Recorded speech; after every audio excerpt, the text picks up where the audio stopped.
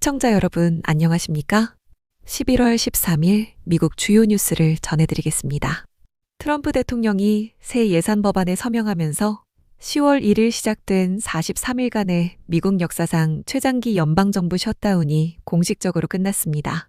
서명된 법안은 연방정부 운영자금을 2026년 1월 말까지 단기 지원하는 내용을 담고 있으며 식품 지원 프로그램과 입법부 예산 등 핵심 기능을 다시 가동할 수 있도록 했습니다.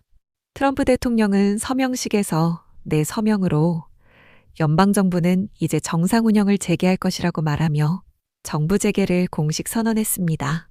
셧다운 기간 동안 약 75만 명의 연방 공무원이 무급휴직 상태에 놓였고 경찰과 항공관제사처럼 필수 인력은 급여 없이 일을 계속해왔지만 이제 복귀와 함께 밀린 급여를 받게 됩니다. 이번 법안은 셧다운 기간 단행된 해고 조치를 모두 되돌리고 연방 직원들의 급여를 셧다운이 없었던 것처럼 소급 보전하도록 규정했습니다. 하원에서는 공화당 216명과 민주당 6명이 찬성해 총 222대 209로 법안이 통과됐고 상원에서는 공화당 다수에 더해 일부 민주당 의원과 무소속 의원이 이탈해 찬성표를 보냈지만 민주당 지도부는 건강보험 보조금이 빠졌다는 이유로 끝까지 반대 입장을 유지했습니다. 이번 법안에는 ACA 강화 세액공제 연장 조항이 포함되지 않아 관련 지원은 12월 31일 만료를 앞두고 있으며 여야는 12월 중 별도 법안 표결에 나서기로 했지만 통과 여부는 여전히 불투명한 상황입니다. 이 때문에 내년 1월 말 임시 예산이 다시 끝나는 시점에 건강보험 보조금을 둘러싼 갈등이 재현될 경우 또 다른 셧다운 가능성도 남아있다는 지적이 나옵니다. 스냅식품 지원 프로그램은 10월 31일 자금이 소진된 뒤 추가 비상자금 사용이 막혀 있었지만 이번 법안으로 재가동되며 다만 상당한 급여 지원금 지급 적체가 예상됩니다. 셧다운 기간 항공관제 인력 부족으로 미 전역공항에서 항공편의 6%가 감편됐고 금요일까지는 10%까지 확대될 예정이었으나 교통부가 셧다운 종료 직후 추가 감편 계획을 동결했습니다. 다음 뉴스입니다. 캘리포니아주 정부가 미국 체류 자격 만료일을 넘어 발급된 것으로 확인된 상업용 운전면허 1만 7천 건을 취소하기로 하면서 이 조치는 트럼프 대통령 행정부의 강한 문제 제기 이후 진행됐다는 점에서 큰 주목을 받고 있습니다. 주 정부는 해당 운전자들이 연방정부로부터 유효한 취업 허가를 보유했음에도 주 법에 따라 체류 자격 종료일과 면허 만료일이 일치해야 한다는 규정을 어겼다고 설명했습니다. 이 결정은 지난해 플로리다에서 불법 체류 신분의 트럭 운전자가 불법 유턴을 하며 발생한 3명 사망 사고가 전국적 논란을 촉발한 뒤 상업용 면허제도 전반에 대한 감사가 이뤄지는 과정에서 나온 것입니다. 여기에 텍사스와 엘라베마에서 발생한 치명적 트럭 사고들이 잇따라 지적되면서 상업용 운전면허 발급 기준을 둘러싼 우려는 더 커졌습니다. 션 더피 연방교통부 장관은 캘리포니아의 조치가 그동안의 잘못을 인정한 것이라며 주 정부가 올바른 기준을 지키지 않은 채 면허를 발급했다고 비판했습니다. 더피 장관은 함께 발표한 성명에서 17,000건의 불법 면허가 드러났다고 말하며 주 정부가 모든 불법 면허를 즉시 무효화해야 한다는 입장을 재확인했습니다. 반면 개빈 뉴섬 주지사 측은 연방의 비판이 사실과 어긋난다고 반박하면서 이번 면허 취소는 철저히 주 법준수 차원이라고 강조했습니다. 뉴섬 주지사실 대변인은 더피 장관의 주장을 사실과 다른 발언이라고 지적하며 정치적 공세라고 비판했습니다. 연방정부는 영어 능력 검증 문제 등 기준 미이행을 이유로 캘리포니아에 배정된 연방자금 4천만 달러를 이미 회수한 데 이어 추가로 1억 6천만 달러를 더 회수할 수 있다고 경고했습니다. 또한 연방정부는 감사 결과가 마무리되지 않은 다른 주에도 기준 강화 조치를 요구하고 있으며 연방 데이터베이스를 활용해 체류 신분을 직접 검증하도록 의무화했습니다. 새 규정에 따르면 앞으로 H2A, H2B, E2 비자를 가진 신청자만 상업용 운전면허를 취득할 수 있어 상당수 이민자 운전자의 진입 장벽이 크게 높아지게 됩니다. 이와 함께 면허는 최대 1년까지만 유효하며 비자 만료일이 더 빠를 경우 그보다 짧게 발급될 예정입니다. 현재 약 20만 명의 비시민권자 상업용 운전면허 소지자 가운데 단 1만 명만이 새로운 기준을 충족할 것으로 예상되지만 이미 발급된 면허는 갱신 시점까지 유지할 수 있습니다. 주 정부는 이번에 취소되는 1만 7천 건의 면허가 체류 자격 종료일을 넘겼다는 점을 확인했다고 밝혔습니다. 다음 뉴스입니다. 미국이 230년 넘게 사용해온 1센트 동전 생산을 공식 중단하면서 필라델피아 조폐국에서 마지막 주화가 11월 12일 찍혀 나오는 장면이 공개됐습니다. 재무부 대행 차관 더크 토이어러는 오늘 우리는 페니를 퇴역시킨다고 밝히며 18세기 초창기 주화가 처음 제작된 바로 그 도시에서 역사적 순간을 기념했습니다. 미국 조폐국은 페니 한 개를 만드는 비용이 지난 10년 사이 2배 이상 올라 3.69센트에 달했다고 설명하며 지속 생산이 재정적으로 불합리하다는 점을 강조했습니다. 브랜던 비치 재무부 총재는 페니가 여전히 법정 통화임을 분명히 하면서도 새로운 생산은 중단되며 마지막으로 찍힌 주화는 유통되지 않고 경매에 붙여질 예정이라고 밝혔습니다. 트럼프 대통령은 올해 초부터 2센트 이상의 비용이 드는 1센트 주화는 낭비라며 생산 종료 방침을 밝힌 바 있고 이번 결정으로 연간 약 5,600만 달러 절감 효과가 예상됩니다. 필라델피아 조폐국은 1793년 이후 수십억 개의 페니를 생산해왔지만 디지털 결제가 일상화된 현재 경제에서는 거의 필요하지 않은 화폐로 전락했습니다.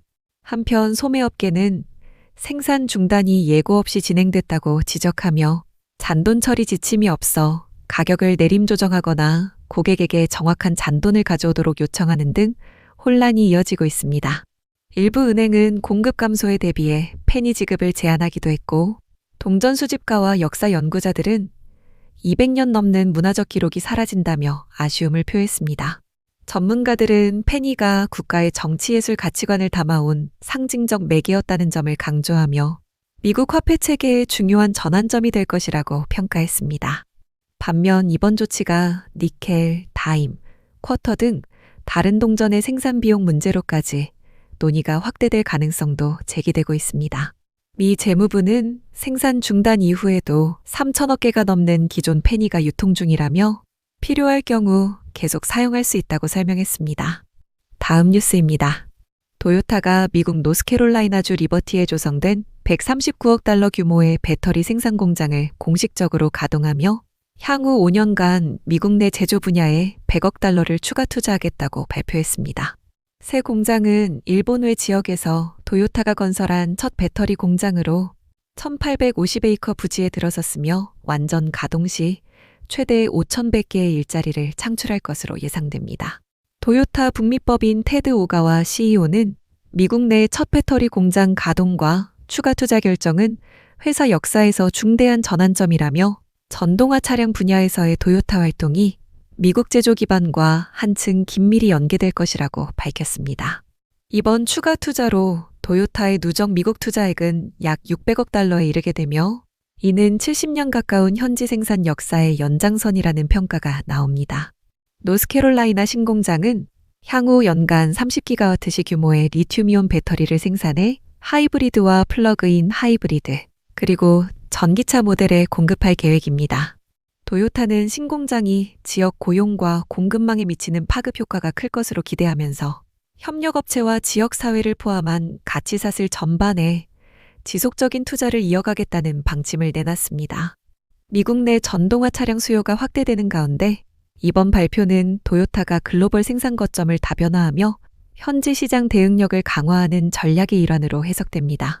또한 회사는 향후 모빌리티 기술 혁신을 위한 연구개발 투자도 병행해 차세대 배터리와 전동화 플랫폼 경쟁력을 높일 계획입니다. 전문가들은 미국 남동부 지역이 배터리 전기차 생산 클러스터로 빠르게 부상하는 가운데 도요타 투자가 해당 지역 경제에 안정적 성장 동력을 제공할 것으로 내다보고 있습니다. 이와 함께 공장 가동은 부품 조달과 물류체계 현대화를 촉진하며 북미 시장 내 공급 안정성 확보에도 중요한 역할을 할 전망입니다. 현지 정부는 이번 투자를 지역 제조업 재도약의 계기로 평가하며 인프라와 교육 프로그램 지원을 확대하겠다는 계획을 밝혔습니다. 도요타는 미국 시장에서의 브랜드 신뢰와 판매 확대를 뒷받침할 핵심 요소로 이번 배터리 공장 가동을 지목했습니다. 다음 뉴스입니다. 미국의 인공지능 기업 엔트로픽이 미국 내 AI 인프라 강화를 위해 500억 달러를 투자하는 대규모 프로젝트를 발표했습니다. 엔트로픽은 챗 GPT 경쟁 모델인 클로드를 개발한 기술 기업으로 안전성과 해석 가능성 연구를 앞세워 빠르게 성장해온 AI 전문 회사입니다. 이번 투자로 텍사스와 뉴욕에 맞춤형 데이터 센터가 들어서며 이를 위해 GPU 기반 클라우드 인프라를 제공하는 미국 기업 플루이드 스택이 건설 파트너로 참여합니다. 플루이드 스택은 메타와 미드저니 같은 주요 플랫폼에도 고성능 연산 자원을 공급하는 업체로 대규모 전력과 장비 구축을 빠르게 수행하는 역량을 갖춘 것으로 평가됩니다. 두 지역의 데이터 센터는 2026년부터 단계적으로 가동되며 약 800개의 상시 일자리와 2,400개의 건설 일자리를 창출할 전망입니다. 다리오 아모데이 엔트로픽 CEO는 과학적 발견을 가속화할 수 있는 차세대 AI를 위해서는 최전선 연구를 버틸 인프라가 필요하다고 말하며 이번 투자의 취지를 설명했습니다. 회사 측은 현재 30만 개가 넘는 기업 고객을 보유하고 있고 연간 10만 달러 이상을 쓰는 대형 고객도 지난 1년 새 7배 증가했다며 빠른 성장세를 강조했습니다. 이와 함께 엔트로픽은 아마존과 협력해 인디애나주 1200에이커 규모의 전용 데이터 센터를 이미 가동 중이며 구글과의 연산 협력도 수십억 달러 규모로 확대했습니다. 이번 프로젝트는 미국 중심의 연산 능력을 강화하려는 트럼프 대통령 행정부의 AI 액션 플랜과 방향이 맞물리며 정책적 후광을 받을 것으로 보입니다. 반면 오픈AI가 각종 클라우드 기업과 맺은 1조 4천억 달러 규모의 인프라 구상과 비교되면서 미국 전력망과 산업 기반이 이러한 대형 투자를 모두 감당할 수 있을지에 대한 의문도 제기됩니다. 일부 전문가들은 AI 인프라 투자가 과열 양상을 보이고 있다며 전력 부지 장비 수급 불균형이 산업 전반에 부담을 줄 가능성을 경고하고 있습니다. 그러나 엔트로픽은 비용 효율성과 안전성 중심의 연구 기조를 유지하며 늘어나는 연산 수요를 충족하기 위한 전략적 선택이라고 설명했습니다. 엔트로픽은 이번 투자가 미국의 AI 경쟁력과 기술 주권을 강화하는 데 기여할 것이라며 2026년 가동을 목표로 건설을 본격화하고 있다고 밝혔습니다. 마지막 뉴스입니다. 웨스트버지니아 니컬러스 카운티의 롤링썬더 광산에서 실종됐던 광부 스티브 립스컴이 실종 엿새 만에 결국 숨진 채 발견되면서 주 전역에 깊은 슬픔이 번지고 있습니다. 패트릭 모리시 주지사는 오전 6시경 광산 내부에 물이 충분히 빠져 구조팀이 진입할 수 있었고 7시 37분 2명으로 구성된 수색조가 립스컴의 시신을 확인했다고 밝혔습니다. 이 광산에서는 지난 토요일 작업 도중 갑작스럽고 대량의 물 유입이 발생해 작업자들이 급히 대피했으며 립스컴은 동료들의 안전을 확인하려다 빠져나오지 못한 것으로 전해졌습니다. 광산을 운영하는 알파 메탈러지컬 리소스는 립스컴이 2006년 입사한 숙련된 반장으로 동료들이 그를 신뢰해왔다며 그의 행동을 영웅적이라고 평가했습니다. 구조대는 물을 분당 6,000갤런씩 퍼내며 12시간 교대조로 사흘 넘게 수색을 이어갔고 다이버팀은 혹시 남아있을지 모를 공기주머니를 찾기 위해 반복적으로 잠수를 시도했습니다.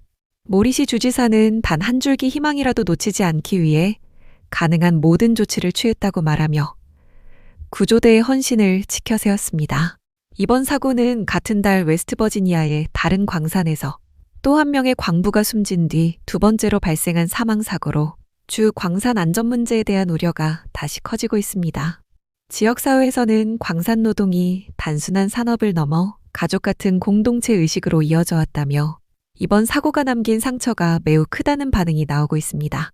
주 정부는 연방 및 주 당국과 함께 사고 원인을 면밀히 조사하고 재발 방지 대책을 마련하겠다는 뜻을 밝혔습니다. 광산회사 역시 모든 지원 인력을 동원해 구조 작업을 지원했으며 이번 사고의 원인을 규명하는 조사에 적극 협조하겠다고 밝혔습니다. 동료 광부들은 립스컴이 마지막 순간까지 팀을 챙긴 책임감 있는 리더였다고 회상하며 깊은 애도를 전했습니다. 이상으로 오늘의 뉴스를 마칩니다. 시청해주셔서 감사합니다.